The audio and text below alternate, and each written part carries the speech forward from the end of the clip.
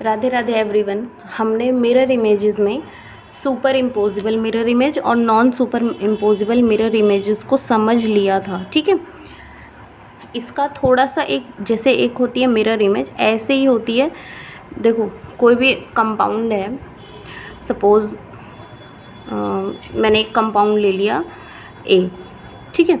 मैंने एक कंपाउंड लिया ए, या तो इसकी मिरर इमेज होगी या तो इसकी मिरर इमेज नहीं होगी, ठीक है। दो ही बातें हो सकती हैं, या तो मिरर इमेज इसकी बनेगी या नहीं बनेगी, है ना। तो वो कंपाउंड जो मिरर इमेज शो करते हैं उनका फिर ये उस क्लासिफिकेशन ऐसे चलता है कि वो मिरर इमेज शो कर रहे हैं, सुपर इम्पोजिबल मिरर इमेज दे रहे हैं कि नॉन सुपर इम्पोजिबल दे रहे हैं, इस टाइप से चीज़ें चलती। बट जो मिरर इमेज देते ही नहीं हैं, समझ पा रहे हो, जो मिरर इमेज शो ही नहीं करते, इन कंपाउंड्स को हम लोग कहते हैं डाइस्टीरियोमर, ठीक। जो मिरर इमेज शो करते हैं सुपर इम्पोजिबल हो गई या फिर वो नॉन सुपर इम्पोजिबल हुई, चाहे जो भी हो। तो जो सुपर इम्पोजिबल मिरर इमेज होती है उसको बोलते हैं आइडेंटिकल, और जो नॉन सुपर इम्पोजिबल थी उसका हमने क्या बोला था, एनांशियोमर।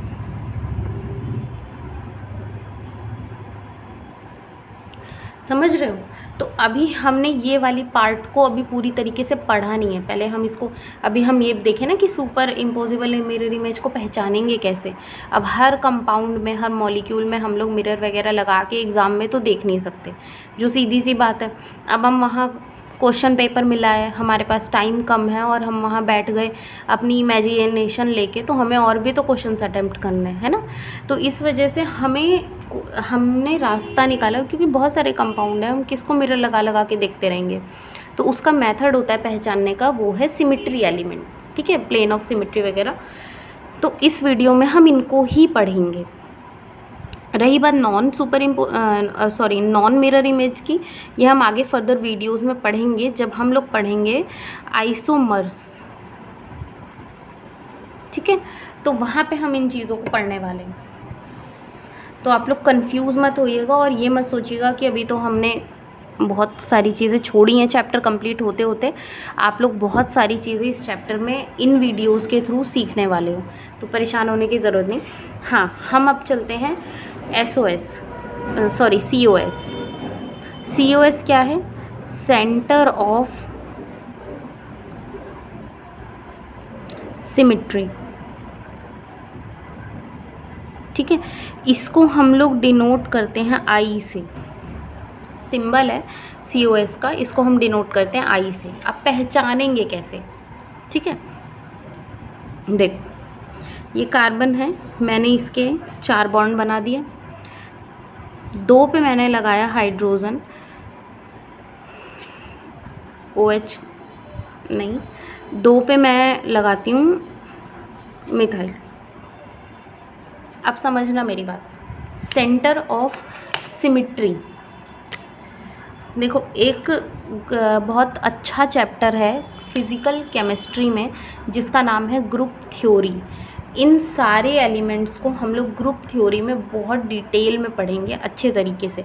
बट अभी हमें ऑर्गेनिक में की स्टीरियो में जितना काम है हम उतना पढ़ लेते हैं, है ना। सेंटर ऑफ सिमिट्री मतलब एक मॉलिक्यूल हमने लिया, उसका सेंटर ढूंढते हैं। इस मॉलिक्यूल का सेंटर क्या है? ये है सेंटर, है ना, ये सेंटर है मॉलिक्यूल का। अब इस सेंटर से देखो, हम अपसाइड गए, ठीक है।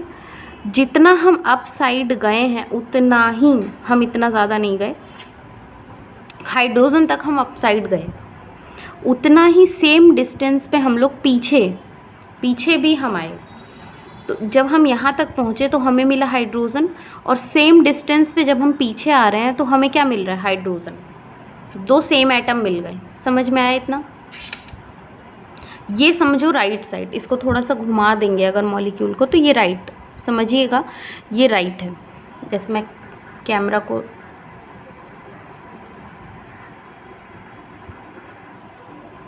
देखो ये राइट है, फ़ोन आप चाहे घुमा लीजिएगा क्योंकि इसको फिर पूरा सेट करना पड़ेगा। तो राइट साइड हम जब अप साइड गए तो हमें हाइड्रोजन मिला जितने डिस्टेंस पे 1 सेंटीमीटर है सपोज़, तो हमें राइट साइड हम ऊपर गए थे, अब उसके बाद हम नीचे जब आ रहे हैं तो सेम 1 सेंटीमीटर के डिस्टेंस पे हमें एक और एटम मिला जो कि हाइड्रोजन ही था, सेम। ठीक, अब उसके बाद हम लोग दूसरी डायरेक्शन में गए। 4 बॉन्ड थे, 2 को हमने कवर कर लिया ऑपोजिट वाले को, अब बाकी के 2 बचे। तो जब हम एक इस डायरेक्शन में जा रहे हैं नीचे की तरफ, तो हमें 1 सेंटीमीटर के सपोज़ ऐसा, मतलब 1 सेंटीमीटर में वो नहीं, ये तो बहुत ज़्यादा हो गया है, 1 सेंटीमीटर हो ही नहीं सकता, 1 मिलीमीटर ले सकते हैं हम, ठीक है, सेंटीमीटर नहीं। बट आपके समझने के लिए फ़िलहाल मैं बता रही हूँ कि 1 सेंटीमीटर के डिस्टेंस पे सपोज़ हमें, ये एग्जाम्पल है भैया, कहीं आप इसको ये मत समझ लेना कि 1 सेंटीमीटर पे मिथाइल प्रेजेंट होता है, इसको मिलीमीटर करो, मिलीमीटर, ठीक है।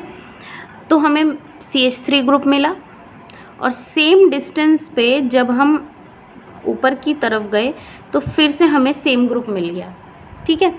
तो यहाँ पे हम क्या बोल सकते हैं कि सेंटर ऑफ सिमिट्री प्रेजेंट है, ठीक है। समझ में आया कैसे हम लोग सेंटर ऑफ सिमिट्री को निकालते हैं?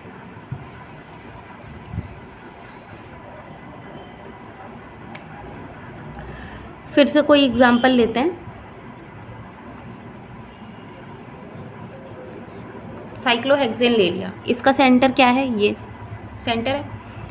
यहाँ से हम पहले इधर गए, सेम डायरेक्शन में नीचे की तरफ आए, तो जो CH2 हमें इधर मिला वो यहाँ पे भी हमें CH2 ही मिला है, ठीक है। फिर हम सेम डायरेक्शन में इधर गए और अब हम इधर ही आए तो हमें भी CH2 मिला, इधर भी CH2 मिला। फिर हम इसी डायरेक्शन में अबव जाते हैं, बिलो जाते हैं, तो हमें इधर भी CH2 मिलता है, इधर भी CH2 ही मिलता है। तो यहाँ पे हम कह सकते हैं कि सेंटर ऑफ सिमिट्री प्रेजेंट है। सेंटर ऑफ सिमिट्री मतलब क्या? मॉलिक्यूल के सेंटर से आप एटम्स की तरफ जब ऊपर नीचे 2 डायरेक्शन में, 2 ऑपोजिट डायरेक्शन में मूव करते हैं तो आपको सेम एटम्स ही मिलते हैं, तब हम क्या बोलेंगे कि इस मॉलिक्यूल में सेंटर ऑफ सिमिट्री प्रेजेंट है, ठीक है। चलो अब हम आते हैं प्लेन ऑफ सिमिट्री पे। अच्छा, तुम लोग सोच रहे होगे कि शायद मैं लिखने में थोड़ा कंजूसी करने की वजह से सिर्फ उतना ही मिटा रही हूँ, जो कि सही भी है कि लिखने में मैं थोड़ी कंजूसी इसलिए कर रही हूँ बिकॉज़ मुझे वीडियो बहुत लॉन्ग नहीं खींचना है। प्लेन ऑफ सिमिट्री समझ गए? तो प्लेन ऑफ सिमिट्री में अब इसको हम, इसका जो सिंबल होता है प्लेन ऑफ सिमिट्री का, सिग्मा होता है, ठीक है। अच्छा, मैं अभी तक सेंटर ऑफ सिमिट्री को सिग्मा से, सॉरी आप पुरानी वीडियो में जाइएगा,